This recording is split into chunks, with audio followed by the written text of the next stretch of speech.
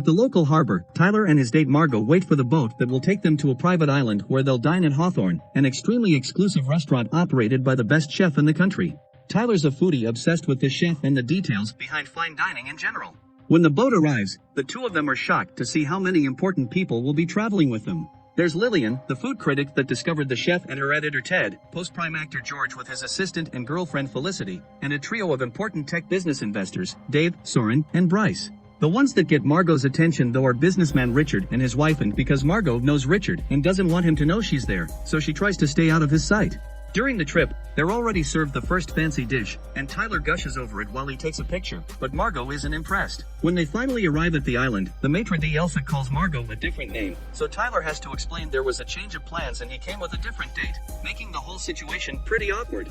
Before dining there's a tour for the guests, and Elsa shows the guests all the facilities while explaining the restaurant's employees do all the hunting and farming. That's why everyone lives here. The chef also lives on the island, but his house is off limits. Afterward they finally enter the restaurant, where they discover the kitchen is an open area that allows them to watch the cooks work. There's also an old lady named Linda on one of the tables who looks like doesn't belong at all. When Richard finally notices Margot's presence, he asks his wife to exchange seats with him so he can have a better view. Elsa informs everyone that they can watch the cooks work, but pictures aren't allowed. Tyler immediately comes closer to point out all the techniques they're using and asks tons of questions. At that moment, Chef Slowik arrives and Elsa tells him something that makes him stare at Margot. The first dish is the complimentary appetizer. Lillian takes her time with the food, smelling and tasting everything carefully, but Felicity is busy trying to break up with George. Margot likes the dish, but isn't super into it, so Tyler has to arrogantly explain why this is so important. Moments later, it's time for the first course. Slowik comes forward and claps his hand to make all his cooks turn around at the same time, like obedient little soldiers. Then he offers a speech about his work and reminds everyone that they shouldn't just eat, they should savor and relish. Tyler tries to make a comment on that and only gets scolded by Slowik for interrupting. Tyler still takes pictures even if it's forbidden. For the second course, Slowik claps again and explains that bread's the food of the common man, but since his guests aren't common, thus they aren't getting any bread. The next dish is a breadless bread plate. Only small drops of the savory accompaniments are on the plate. Tyler absolutely loves it, but Margot finds it insulting. Lillian thinks the emulsion does look slightly split, and as an ironic response, they send a whole bowl of it to her table. The Tech brothers think the joke is running too far and ask for bread, but they're denied even when they point out they work for Doug Verrick, the actual owner of the island. To shut them up, Elsa creepily tells them that they will eat less than they desire and more than they deserve. Margot refuses to eat her dish and Tyler tries to take it for himself only to accidentally break a glass in the process. Slowik immediately comes to the table and Tyler tries to apologize, but the chef is more interested in knowing why Margot isn't eating. Margot points out there is no food, and Slowik replies that he carefully designed the size of the portion so if she doesn't eat, she won't fill up. Margot still refuses to touch the dish, causing Slowik to leave rather offended and surprise everyone by gently checking on Linda. Margot can't help turning to look at Richard and notices this, causing her to point out that Margot looks like their dead daughter. Richard pretends he doesn't know Margot and asks his wife to change the subject. With another clap, Slowik announces the third course called Memory, which prompts him to share a memory about his family's old taco nights. He reveals Linda's his mother, and that she's been drunk since he was a kid. His father was a drunk first, and one night, Linda called him out for it, so the man tried to kill her with a phone cord. To save his mother, little Slowik grabbed a pair of scissors and stabbed his father in the thigh, but now he regrets not having killed him.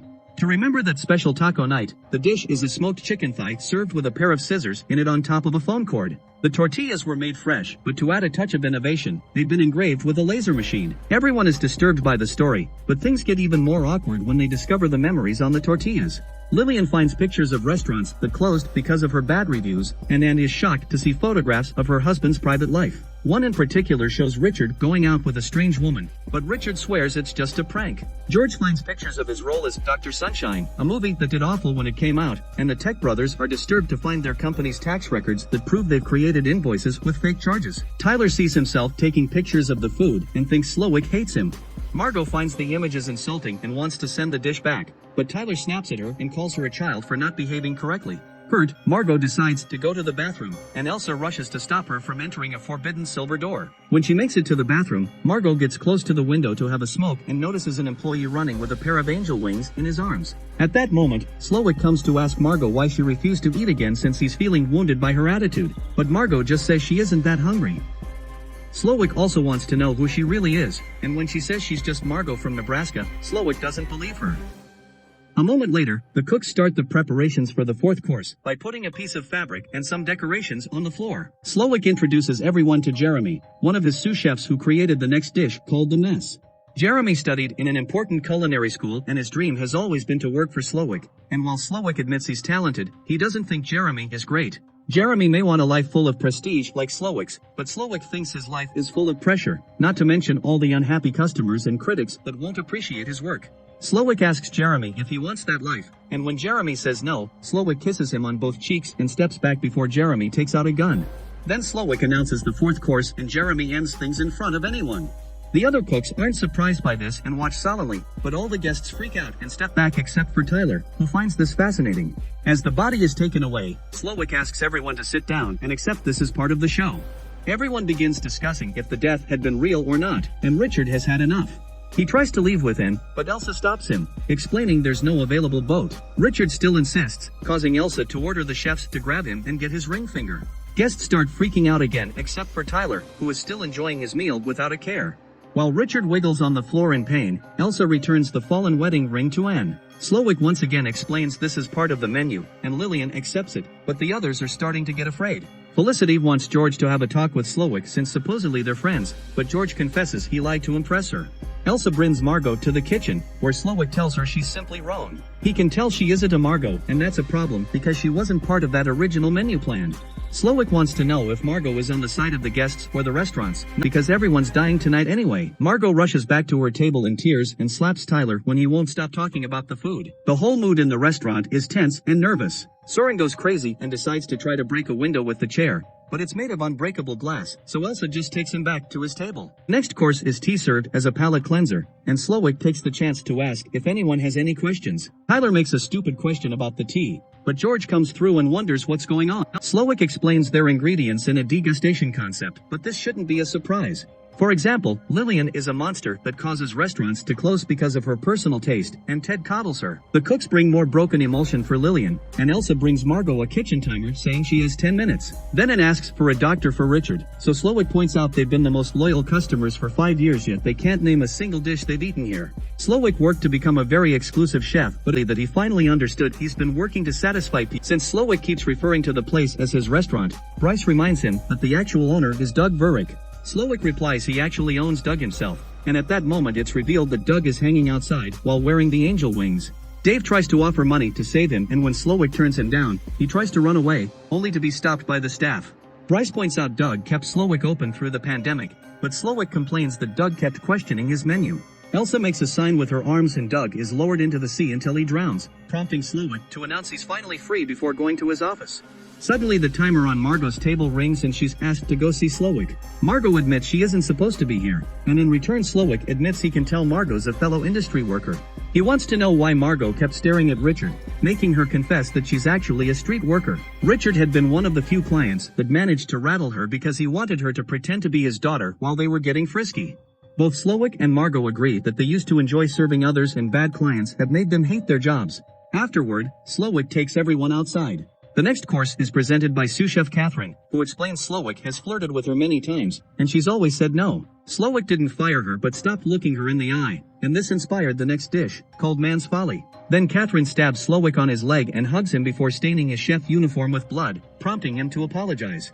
Now all the male guests are given a chance to escape. They'll have a head start of 45 seconds, and then the staff will try to catch them. All the men begin running except for Tyler, so Slowik has to send him out there while Catherine takes the women inside. The women try the sixth course while sharing a table with Catherine, who explains everyone dies was her idea. Lillian's compliments make her cry, and all the other ladies begin offering compliments as well to keep her happy.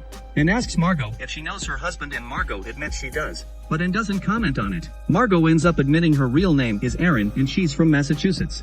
Outside, Tyler spies on them through the window because he hates that he's missing a course. Meanwhile, the staff goes after the men and finds them with no issues, no matter if they went to the forest or the beach. Ted hid in the smokehouse, and for his efforts he's given a password egg. All the men are brought back to the restaurant and George sarcastically apologizes to Felicity for being a failure, which makes her admit she's been stealing money from him. George already knew, and Felicity knew he knew.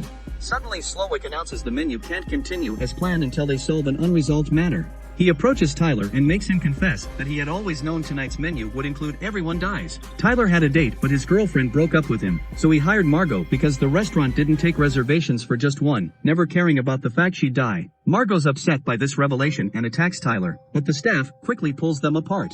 Next, Slowik points out how much Tyler knows about food and gives him a chef's uniform before pushing into the kitchen, asking him to cook in front of everyone even if Tyler doesn't want to. Tyler's cooking is messy, especially since Slowik keeps making fun of him for being Mr. Knowledgeable Foodie, meaning the final dish is an absolute disaster. Slowik tells Tyler he's why the mystery has been drained from his art and whispers something in his ear that causes Tyler to take off the chef jacket and run in tears. Afterward, Slowik takes Margot aside to ask for a favor.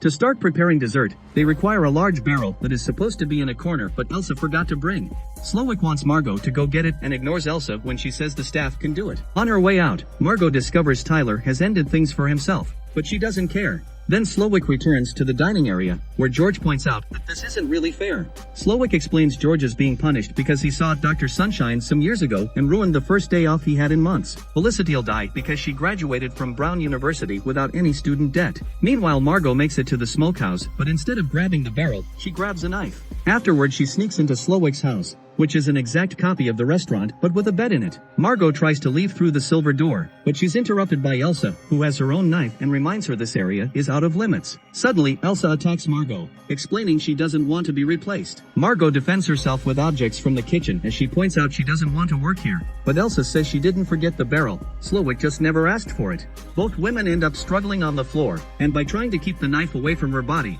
Margot ends up accidentally killing Elsa. After her initial panic is over, Margot takes Elsa's keys and opens the silver door. There she finds a simple room with Slowik's memories from when he was younger and happier with a family and a job making hamburgers. Back in the restaurant, Bryce is presented with a cake because his friends had told the restaurant that it was his birthday. Margot suddenly interrupts by entering with the barrel through the main door, and Slowik tells her he used to be a monster, but everything he does today is pure.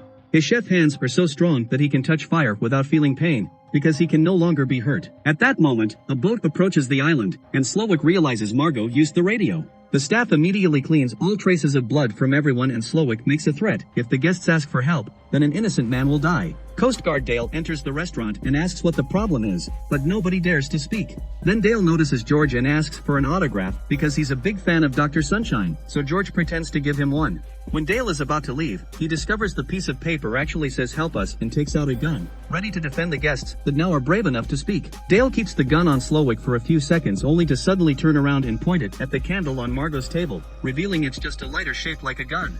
Dale isn't a Coast Guard, he's another member of Slowik's staff, and now he can return to the kitchen. Slowik's very disappointed in Margot for having betrayed him and declares her to be as bad as the other guests. Margot remembers what she saw in the house and decides to take a risk.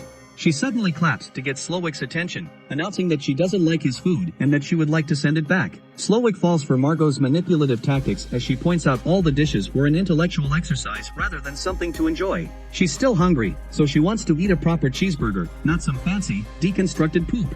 For the first time in the day, Slowik smiles and accepts to prepare a traditional cheeseburger with fries for $9.95. All the cooks watch with fascination how happy Slowik looks preparing a traditional cheeseburger, which he presents to Margot with pride. Margot gives it a bite and approves of the taste, but she also thinks it's too much for her to finish and asks for the rest to go. Slowik's still in a trance, so she does as he says, and once Margot has her bag, she leaves a $10 bill and leaves the restaurant. On her way out, Margot hesitates because the others are still in danger, but Ann tells her to go with a gesture. While Margot makes it to the harbor and escapes on the boat Dale left behind, Slowik reminds everyone it's time to pay. The cost is $12.50 per head under a no-tip system, and everyone gets a bag of goodies that includes one of Doug's fingers. Everyone hands their credit cards, and a moment later, Slowik announces it's time for dessert. The cooks begin decorating the floor as if it was a plate. Then they put chocolate hats and marshmallow vests on the guests. Slowik reminds everyone they represent the ruin of his life and now they shall be part of it, so the dessert will be the most offensive assault on the human palate. This is usually prepared over a fire. The Slowik grabs a lump of coal from the oven with his bare hands and announces a cleansing as he throws it on the decorations the cooks left, causing a fire that takes over the restaurant and all the people in it. Meanwhile, Margot stops the boat to finish her cheeseburger while watching the restaurant burn, using the copy of the menu that came with the gift bag to wipe her mouth.